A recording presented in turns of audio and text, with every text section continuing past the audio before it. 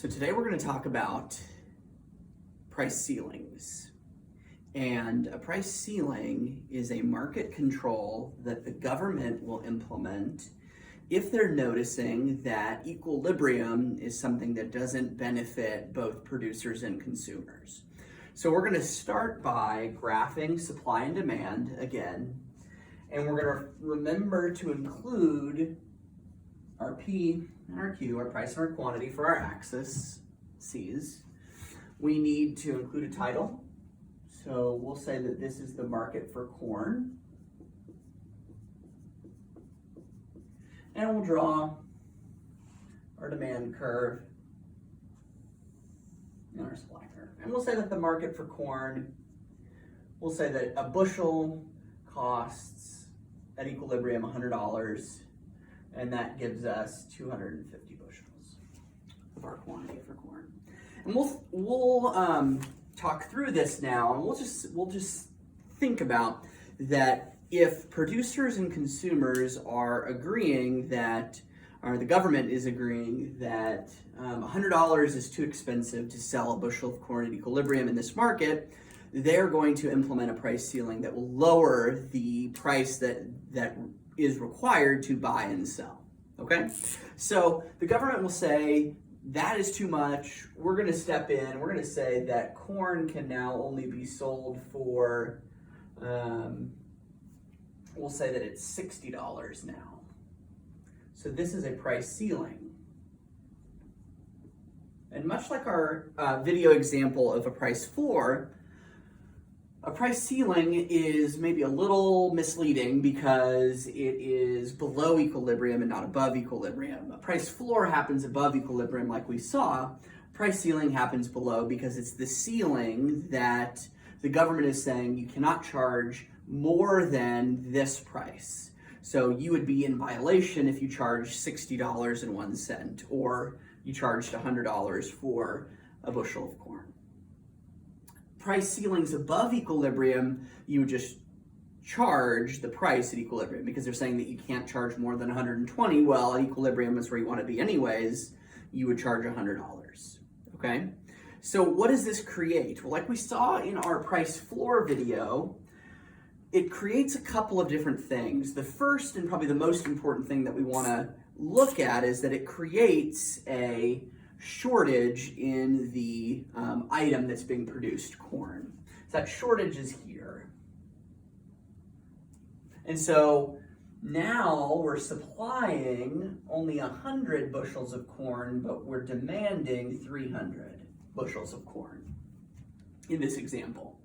And so there is a 200 bushel difference between the amount that's demanded and the amount that's supplied at $60.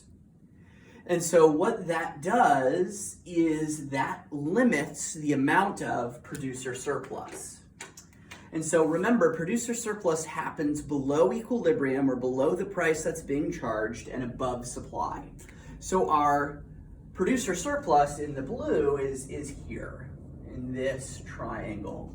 And we can solve for the area of that by locating and calculating the area of a triangle. So producer surplus is going to be equal to 1/2 the base of this triangle, which is 100, times the height, which is 60.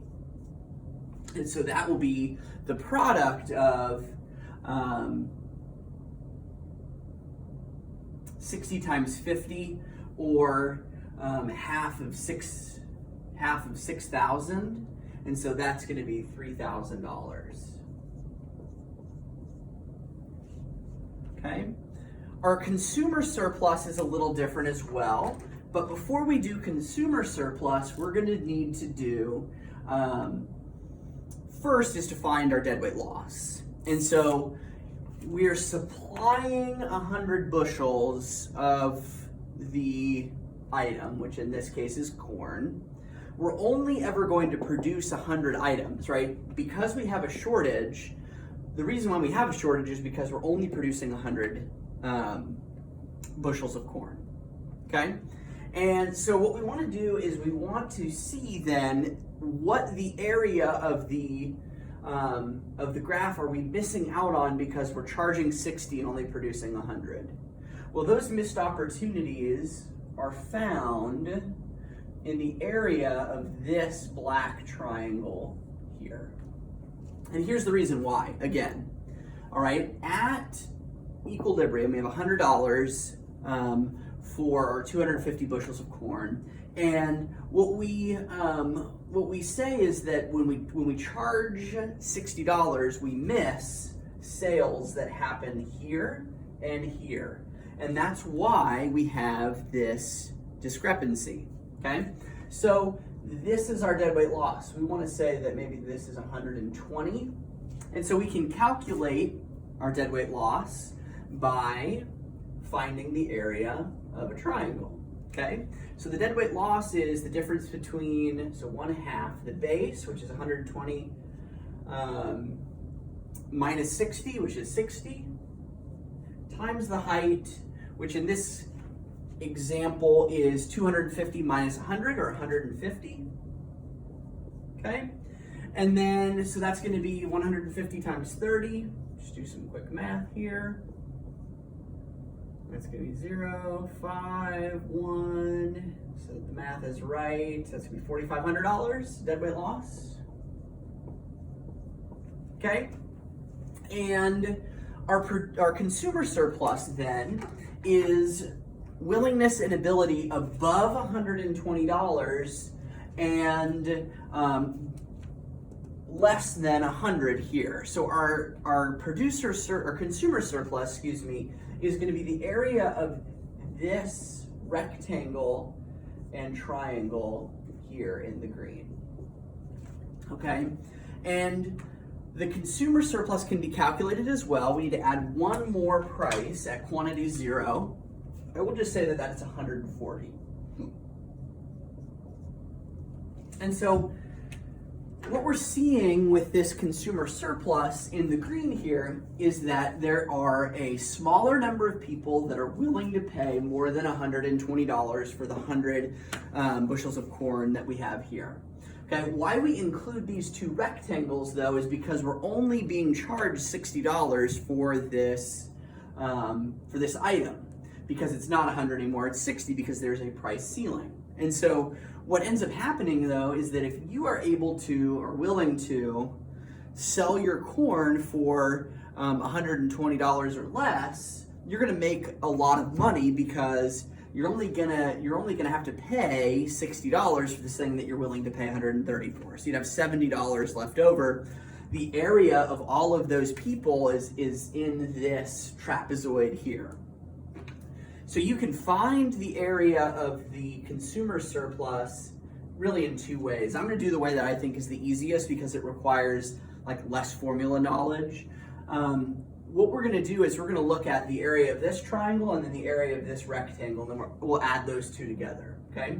So our consumer surplus is going to be 1/2 the base of this triangle, which is 100, times the height of that triangle, which is 20, and then we're going to add that to the area of this rectangle, okay? So it's going to be 100 times 10, which is $1,000, and we're going to add that to the area of this rectangle. So that's going to be 120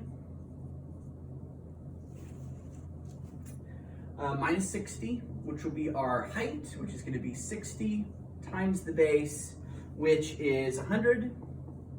And so our consumer surplus is going to be 1,000 plus 6,000, and that's going to be $7,000 of consumer surplus. So essentially the area of the green trapezoid, which is equal to $7,000, is the total number of dollars that there are people who are willing to pay more than $60, but we also need to remember that it's not only is it more than $60, but because of deadweight loss and all of these missed opportunities that are happening because of this price ceiling, it's really only the people that are willing to pay more than 120, not people that are willing to pay more than 100. Okay. okay? So what we would say now then is the sum total of our consumer and producer surplus, which is our total surplus, that's going to be equal to $3,000 plus $7,000 or $10,000. Okay, really quick, what I want to look at now is what happens to our total surplus because of deadweight loss. And so I'm going to go ahead and erase, I'm going to keep the total surplus of 10,000 there, but I'm going to erase deadweight loss. I'm going to erase producer and consumer surplus. I'm going to erase the price ceiling, and I want to show you guys what happens when we have no price ceiling and no deadweight loss. I'll leave the numbers up, but essentially what happens is that our producer surplus becomes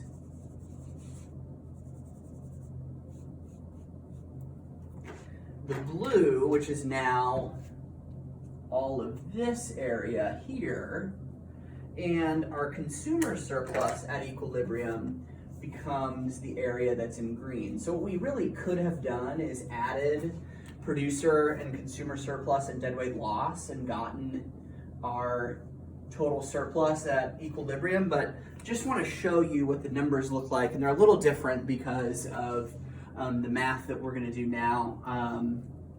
The numbers, the total surplus numbers, producer and consumer, are going to be a little different here. So what we're going to do is we're going to find the area of that triangle to find our consumer surplus. And that's going to be 140 minus 100, which is equal to $40. So that's going to be 1/2. The base of this triangle is now 250 times the height of 40. Okay, and so what we're going to do then is we're going to multiply 250 by 20, and that's going to give us $5,000 for our consumer surplus. Okay, a little less consumer surplus than we had last time, just because we cut out this rectangle and added this triangle, which is a little different. But we're going to see that we have a lot more producer surplus. So the producer surplus, and I'll keep the color coordination going. The producer surplus is going to be 1/2 the base of this, which is 1/2 of 250, okay, times the height of this, which is 100. Okay, so it's going to be 250 times 50 is going to give us our producer surplus. So if I quickly do the math over here, 250 times 50, we're going to get 0, 0, 5 to 12,500 in our producer surplus, which is a lot larger than our producer surplus last time. We're going to add these two numbers together, and our new total surplus, not surprisingly, is going to be a lot larger, is going to be $17,500 is our new total surplus, which is the area of this large triangle here. If we wanted to check that, we could find the whole area of that triangle. This is the reason why government controls are not always the best thing, because producers with a price ceiling are not better off, and only some consumers are. All right, because remember, when we charge $60 for this item, the only people that are going to benefit are the people that are willing to sell it for less than 60 and people that are willing to buy it for more than 120, because we're only making 100 items of this item in this market. So governments step in all the time to make these price ceilings and price floors. As we're going to look at and learn, these are not always the best thing for everyone, and people take advantage of that. But more on that in another video. So this is a producer and consumer surplus in a price ceiling. Please refer back to the price floor video if you have any questions about this. Refer back to it as we go over more and more of this stuff in class together.